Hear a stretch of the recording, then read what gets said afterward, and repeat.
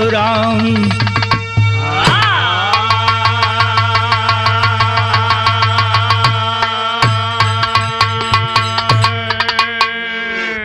आई भैया, मैं राकेश यादव पप्पू, लोकगीत बिरहा गायक कलाकार, आज जौनपुर के सरजमी पर नटराज स्टूडियो में सामाजिक चित्रण लेके समाज के आईना दिखावे बदे, समाज के सचेत करे के उद्देश्य से ई बिरहा का रिकॉर्डिंग अंकुर भैया, राहुल भैया के देख रेख में हो रहल बा।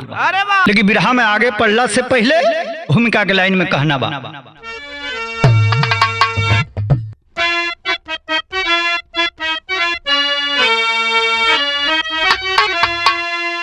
विश्वास में धोखा करना नहीं, वरना अंजाम इसका भुगतना पड़ेगा। भरोसा किया तो निभाना भी सीखो, वरना जीवन भर तुमको सिसकना पड़ेगा। गलत तो गलत है, सही तो सही है, दोनों में से कोई एक चुनना पड़ेगा। दीनेश बचना सदा तू बुरे कर्म से, वरना जीते जी शमशान जलना पड़ेगा।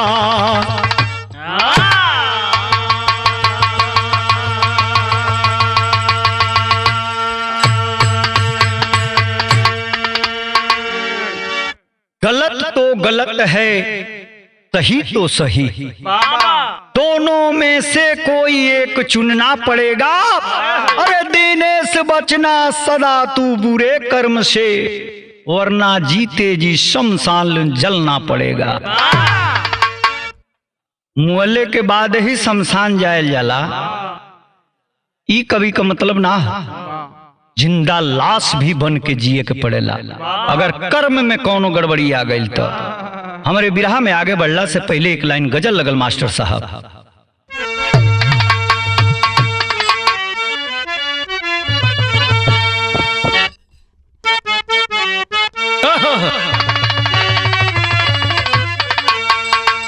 ये मेरी मोहब्बत, ये मेरी जवानी, अरे ये मेरी मोहब्बत, अरे ये मेरी जवानी, खुदा की कसम बस तुम्हारे लिए है। मेरी मोहब्बत, ये मेरी जवानी, ये मेरी मोहब्बत, ये मेरी जवानी, खुदा की कसम तुम्हारे लिए है। मेरी मोहब्बत, ये मेरी मोहब्बत, ये मेरी जवानी, खुदा की कसम बस तुम्हारे लिए है। जरूरत पड़े तो मुझे मांग लेना, जरूरत पड़े तो मुझे मांग लेना। रंगों की रानी तुम्हारे लिए है। जरूरत पड़े तो मुझे मांग लेना, जरूरत पड़े तो मुझे मांग लेना। ये रंगों की रानी तुम्हारे लिए है। जरूरत पड़े तो। मास्टर भैया, भाव कितना सुंदर कवि लिखत हुआ का।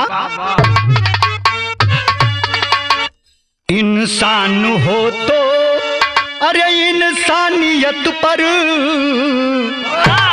इंसान हो तो अरे इंसानियत पे, सुनो दुनिया वालों चलना पड़ेगा। इंसान हो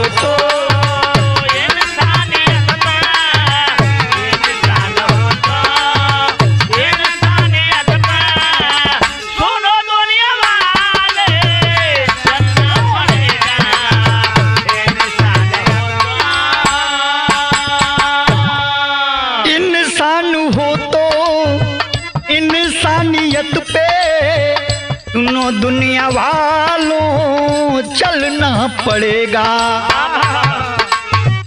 बुराई से हटकर जीना तो सीखो, बुराई से हटकर अरे जीना तो सीखो, नहीं तो तुझे हाथ मलना पड़ेगा। बुराई से हटकर जीना सीखो, बुराई से हटकर जीना सीखो, नहीं तो मलना पड़ेगा। बुराई से हटकर इंसान हो तो इंसानियत पर सुनो दुनिया वालों चलना पड़ेगा। बुराई से हटकर जीना तो सीखो, नहीं तो तुझे हाथ मलना पड़ेगा। सत्य कर्म के अपना ला, इंसानियत मानवता धर्म से बढ़िया कुछ ना। शेर के माध्यम से कभी बतावत हूँ ये बात कहाँ के हो, घटना कहाँ के बात।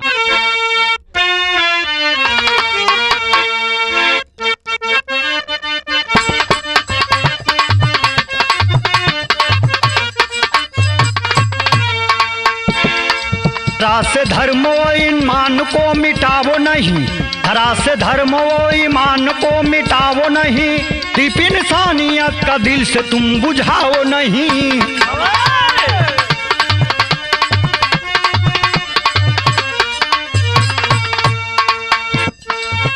बढ़ा के नफरत घर तू, बढ़ा के नफरत घर औरों का जलाते हो, बढ़ा के नफरत घर औरों का जलाते हो, सितम औरों को देख बोलो क्या तुम पाते हो।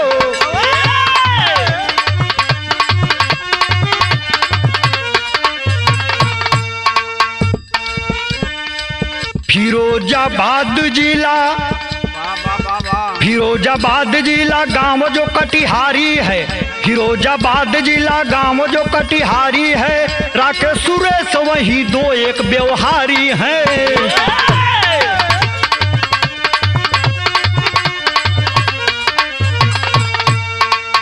सुरेश राकेश साथ साथ रहते थे, सुरेश राकेश साथ साथ रहते थे, अपार दोस्ती हर सुख दुख को सहते थे।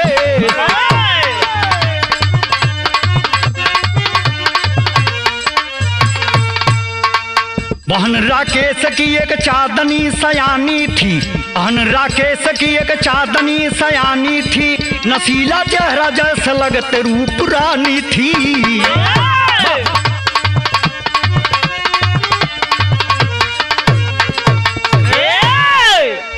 ए भैया बिरहा में आगे बढ़ला पहले बात के समझ लिया जा। फिरोजाबाद जहाँ चूड़ी की खनक से पूरा वर्ल्ड मनोरंजन में आ जाला, चूड़ी का शहर हो जहाँ से एक चूड़ी, अब एक हाथ में एक कलाई में कितना लाख रुपया का चूड़ी आ जाई, एक कोनो अंदाजा ना हो। कटिहारी गांव का ही बात हो, राकेश और सुरेश दोनों दूध जिस एक जान बन के रहना, इतनी दोस्ती सुदामा और कृष्ण का उपाधि दिहल जाए उन्हें के, वो नजर से देखल जाए कि बारे कृष्ण सुदामा। सुरेश और राकेश में इतना बना अपार दोस्ती देख के आसपास के लोग इतना हर्षित बा, उल्लासित बा कि धन्य है ये दो माँ के दुलरुआ हैं, लेकिन लगता है कि एक ही माँ के संतान है। लेकिन बाबू चांदनी जोन बा राकेश का बहिन इतना सुंदर होके भगवान गढ़ के भेज दिले वो धरती पर कि जब सुरेश का नजर एक बार पड़ल बहटिया गल, दो बार पड़ल बहटिया गल, हमेशा राकेश के घर आना जाना लगल बा। ई जुल्मी जवानी जवन है ना, ई केहू के धराशाही कर दिले बाबू। बिरहा में आगे बढ़ला से पहले तर्ज एगो लगल बा, कैसे मास्टर?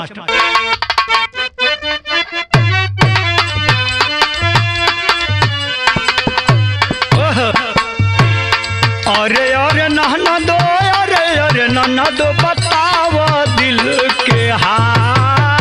अरे अरे नहना दो, अरे अरे नहना दो, बताओ दिल के हाल।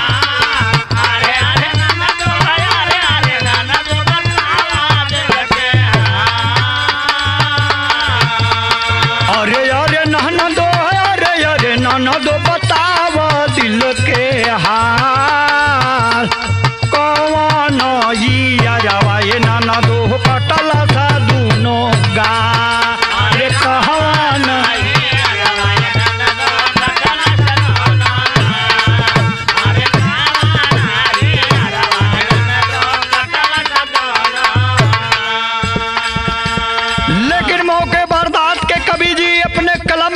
पन्ना पर उतरले हुआ ये भैया, भाव कितना सुंदर लिखत हुआ का।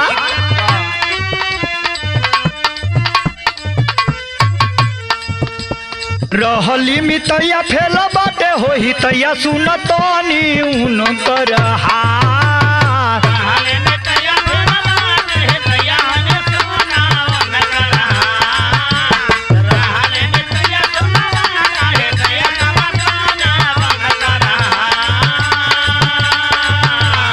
रहली मितैया फेला बाटे होही तैया सुनऊ न कर दूनो लागे जैसन बाने ये कही माई के रूला लागे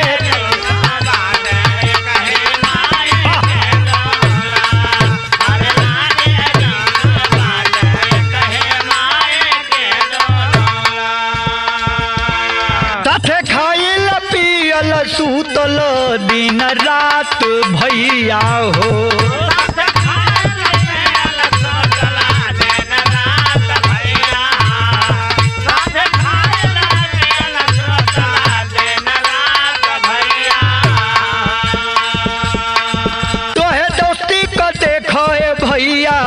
अवकात भैया हो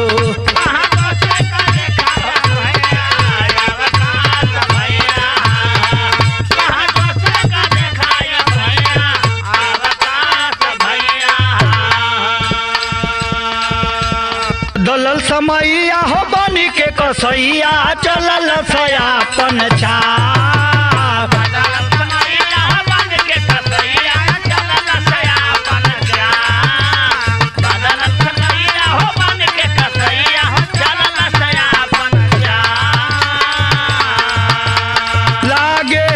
सन बाने य कही माई के दूला लागे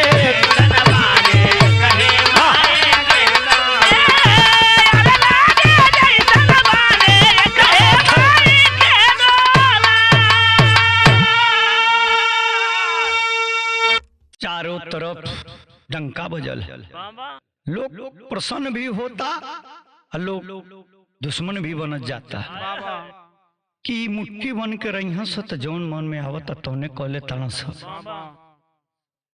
एगो के पैसा का कमी होता दूसर का पूरा कर लेता। ये तो दोनों पारी पारा अपने में जुगती बना बना के बड़ से बड़ काम के धराशाही कर देता। जौन चाहता न सौहे हो जाता। ये भैया रिश्ता पर सबका नजर अब लगे शुरू हो गई। इधर चांदनी दिन पर दिन सयानी हो जात बा। ये भैया चांदनी के तरफ जब देखले बा सुरेश आ चांदनी सुरेश के देखले है तो भाई से जो की इरादा हट के प्रेमी के रूप ले ले बा, आ बहन से इरादा हट के प्रेमिका के रूप ले ले बा। हमरे विराह में आगे बढ़ले पहले एगो और चटकदार तर्ज लगाओ हूँ कवि जी कैसे।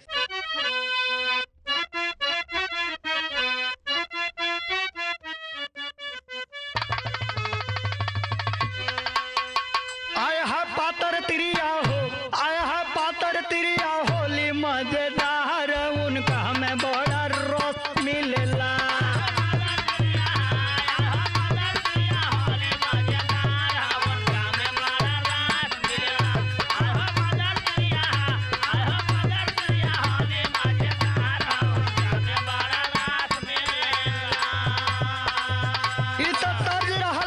फर्ज पर गौर करेंगे साथियों, कहना है उस समय की बात है जब सुरेश और राकेश की बहन का प्यार चरम पर था। राकेश को पता नहीं है और धीरे धीरे प्लानिंग करके दोनों करते क्या है, एक दिन भैले दोनों हो, एक दिन भैले दोनों घरवा से फरार हो, यार ना व्यवहार चिन्हेला।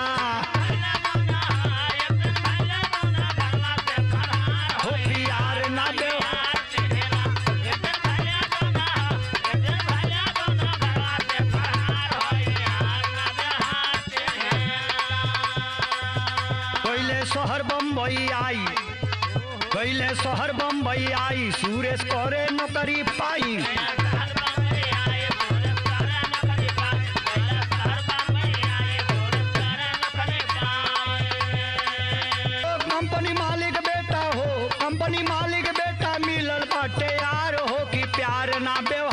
चिन्हेला।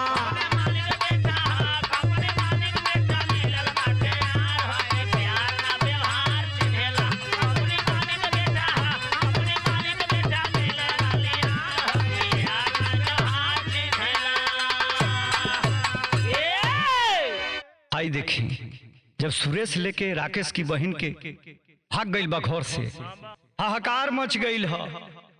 लोग कमेंट पास करता बाहरे ऐ दोस्ती का मिसाल। सरवा सुरेशवा यही लिए दोस्तिया जमौले रहल। रकेशवा कबो कबो मारियो देत रहल ह तो ओकर माख ना करत रहल। ये भैया लेके बम्बई शहर में गई और संजोग देखी कि जोने कंपनी में काम ढूंढे गई बा सुरेश के क्लास फेलो मिल गई। लइकवा नया नया चार्ज ले रहा। सुरेश के एगो बढ़िया सा नौकरी मिल गई है। करत बा एगो रूम में रखले बा अपनी प्रेमिका के। तेरी के भाव में कभी लिखत हूँ बड़ी ऊंची बात।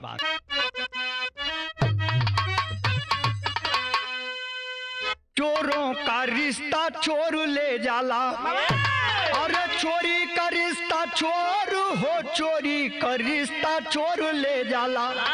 बहुत ही नाजुक होले मोहब्बत का डोरी, अरे वो डोर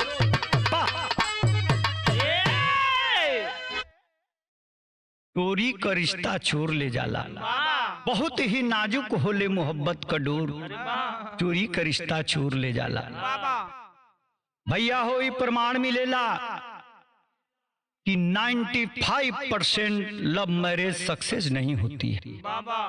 अरेंज मैरिज 100 नहीं तो 99% सक्सेस है।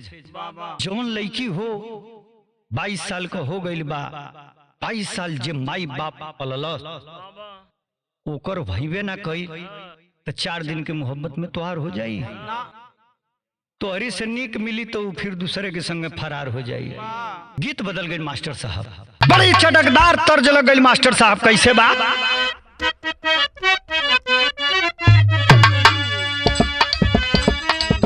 रतिया बोलमुआ दिहले गारी तरकारी बिगड़ल।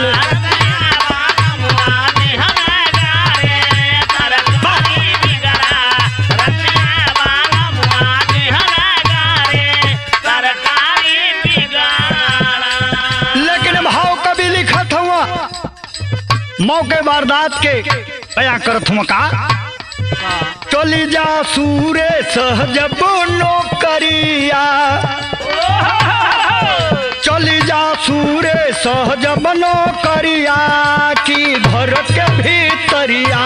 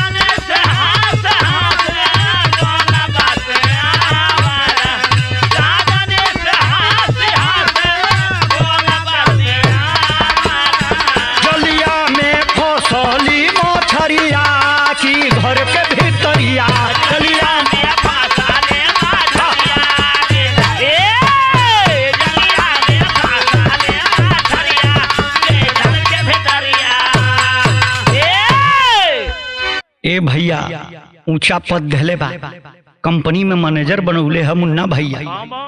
तो असुली तो होइबे करी। चांदनी बड़ी खूबसूरत रहल हो। ई ससुर तगादा पर चल जा। सुरेश कंपनी का मालिक बुलेट स्टार्ट करे घरे चली आवे। चांदनी से हाल चाल पूछे। चांदनी पूछे कि अजी इधर कहाँ से दर्शन हो गया।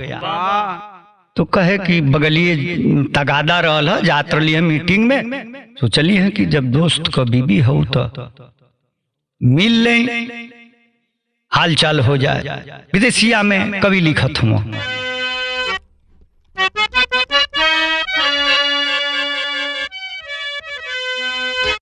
एक दिन अशोक बोला चांदनी से बतिया हो, अकवले झोपड़ी में सहबू सतिया। हमके अपनाय लेबू आ जिंदगी बनाय लेबू, आ महला में रानी जैसे बीती दिन रतिया। चांदनी तैयार भैली आ तनी ना विचार कैली, आ चलली अशोक साथे बन जीवन सथिया। आ फैले सुरेश पागल चांदनी को चिंता लागल, चारों ओर खोजी बैठे हारी की कमतिया। ये भैया हिम्मत हार के सुरेश पागल का रूप धारण कर ले, चांदनी से बेहद प्यार करत रहल हो। कहलस कि अपने कृष्ण जैसन दोस्त के छोड़ के हम चांदनी के लेके भाग गेली, घर परिवार माई बाबू सबके छोड़ के इहो हमार साथ छोड़ देहलस। पगला गइल बा ओकरे प्रेम में पागल पहले में सरा। ये भैया नौकरी छूट गइल बा, दारू अड्डा पर दारू पियता और फुटपाथ पर डकरात बा। दिन दशा बदल गई। इधर अशोक जोन कंपनी मालिक का लड़का रहल, भला फुसला के चांदनी के लेके कहीं और 20 किलोमीटर पर चल गई बा। हित लगल मास्टर साहब हमारे बिरहा में कैसे बा।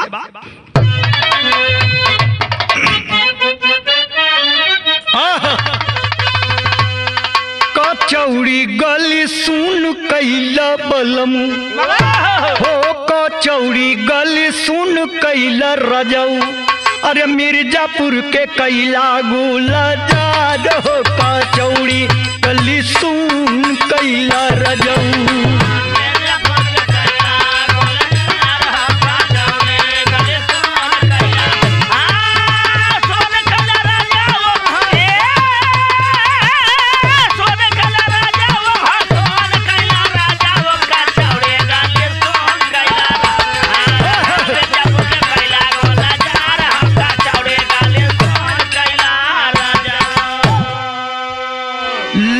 समय करवट लेत बा, बिरहा के आगे बढ़ावत हुआ कवि जी बड़ा अच्छी तरीका भाव बा का। हो चांदनी कबाउरू भइल दिनामा, अचके में मरले सजनावा की। चांदनी कबाउरू भइल दिनामा,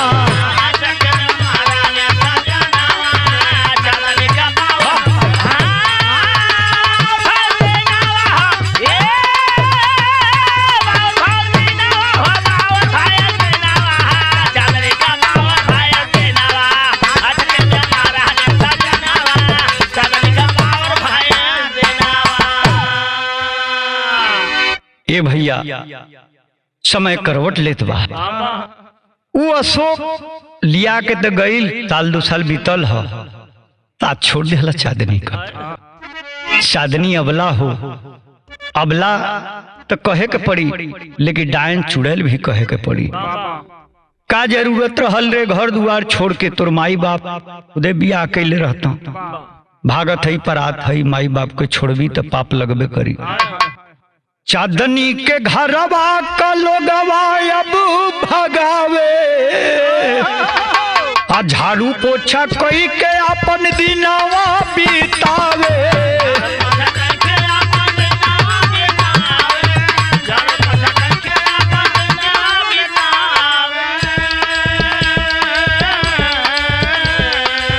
झाड़ू पोछा कोई के अपन दिनवा बितावे कि चांदनी को घटल बा घटनवा के में मरले सजनावा की। चांदनी का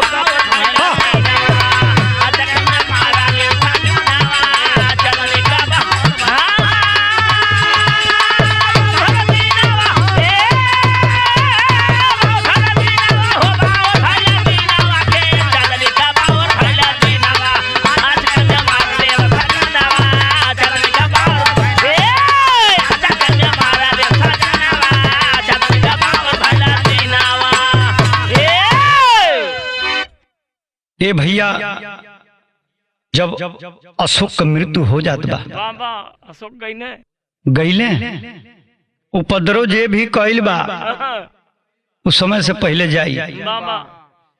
ए भैया इधर जौन बा की चांदनी पगला गई है, झाड़ू पोछा करतिया, भागल घरे गइल भाड़ा किराया जुटा के, घरों से भाई दौड़ दया भगा देना, भाग भाग कुलछनी भाग। भैया जाके मजबूरी में जीवन यापन करतिया झाड़ू पोछा करके। सारंगा के भाव में कभी आगे का बात बताओ थू का।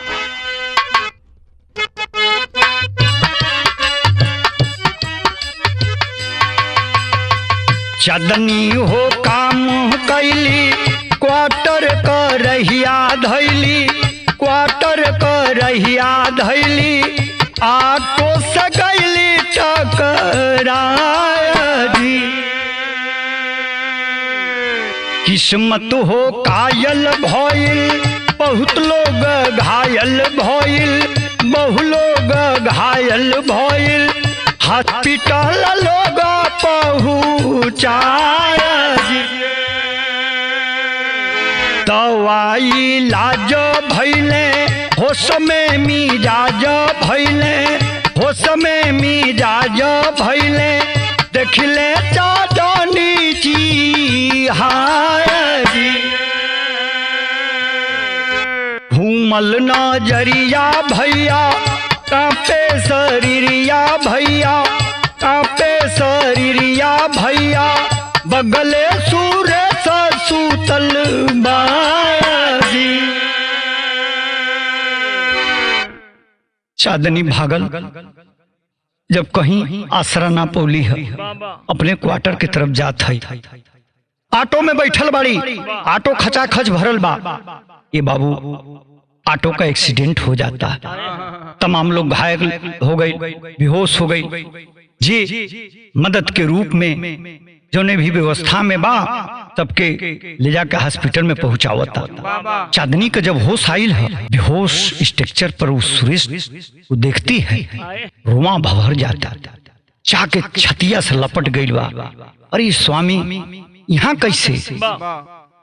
बिरहा में आगे बढ़ला से पहले मास्टर साहब पहपट का भाव लग गया।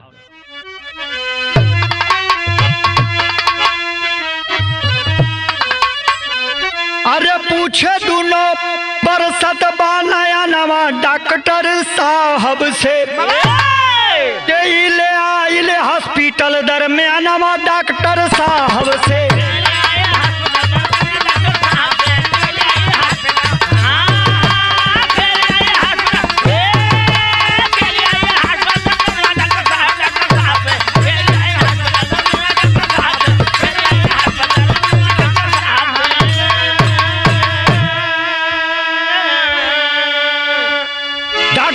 बतावले धन्य पाते इंसान हो, खून यापन दे के पचवले तो हर जान हो, तो हरे चलते ओढ़िली हाल का फनावा डॉक्टर साहब से। आदे की आई राकेश बिरनवा डॉक्टर साहब से।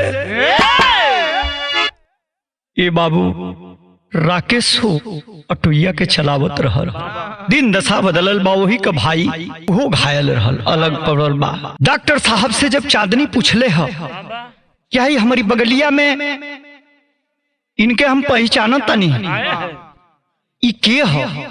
इहो घायल भइल हूं। कहना डॉक्टर साहब के रे इहे तो देवता हूँ, तोहर काफी रक्त स्राव हो गई है, शरीर से काफी रक्त गिर गया था, यही तो देवता है कि अपना ब्लड सारा का सारा ब्लड। कहा है मुझसे कि डॉक्टर साहब इस लड़की की जान बचाना जरूरी, जितना चाहिए उतना ब्लड ले लीजिए, सौगंध देता हूं मैं मर जाऊंगा चलेगा, लेकिन इस लड़की की जान बचनी चाहिए। ये बाबू प्यारे के कहल जाला। बाहरे सुरेश सोचलस की जीवन तो हमार ऐसा ही बावरा बनल बा, पागल का रूप बा, कम से कम ई त जिए इसे प्यार कैले रली। हाँ बहू देख ब्लडवा जब नबजवा टटोला थमा डॉक्टर साहब तो सुगना उड़ चुका था। जब ये बतिया चांदनी सुन ले चिल्ला कर रोतिया। एक तरफ भाई अधमरा पड़ा हुआ है और एक तरफ पुराना प्रेमी दुनिया छोड़ चला है। अल्लाह के भाव में कहत हूं,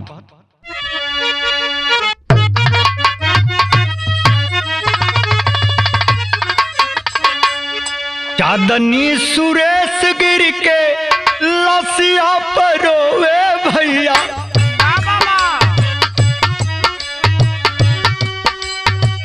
गलती के माफ करिया वीरोनो हमार। राम जैसन भाई वाला दिहला दुलरवा भैया।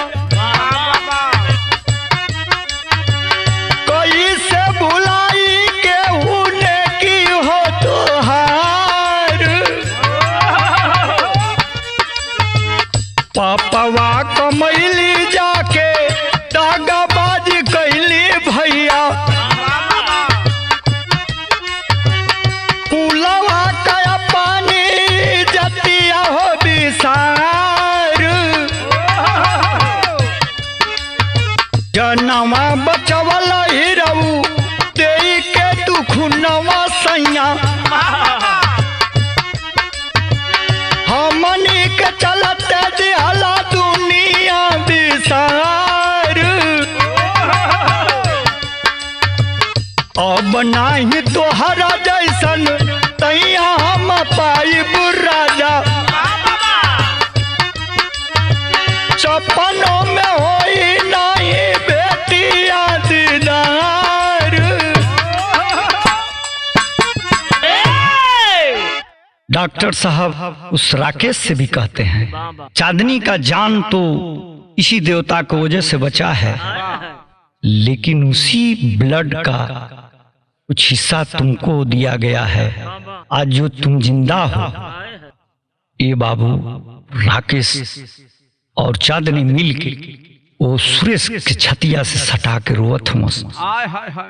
राकेश सोच रहा है कि जाओ मेरे साथ गद्दारी किए, मैं तो माफ नहीं करने वाला था, लेकिन जो जीवन दान दे दिए हो, दोस्ती के मिसाल को मरते मरते कायम रखा, इसके लिए सलूट है। ये बाबू अंतिम संस्कार में दोनों लेके जात हूँ और सच्चे मन से श्रद्धा सुमन समर्पित अर्पित करत आना सा। खड़ी के भाव में कहत हूँ कभी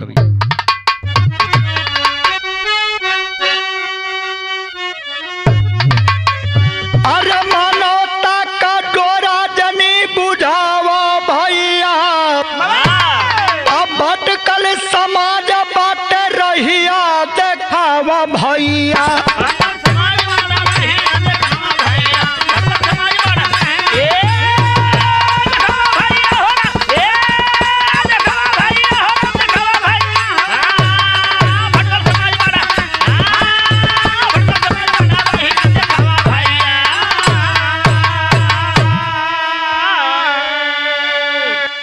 विश्वास में ना कोइल जाला धोखा, दुनिया में सबसे भारी होला हो भरोसा।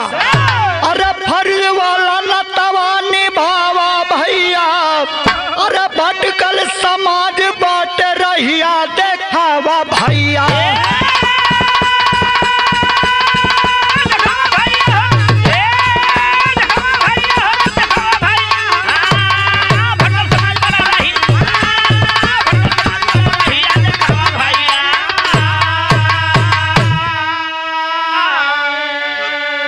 कुसुम पराग स्वामी गुरु जद्दू बाने स्वर्ग के अंदर। अरे बिराय अब बने विभूति काशीनाथ सुरंदर हो। चोरी का रिश्ता चोर ले जाला, चोरी का रिश्ता चोर ले जाला। राकेश दिनेश सारद से नहीं जोर हो, चोरी का रिश्ता चोर ले जाला।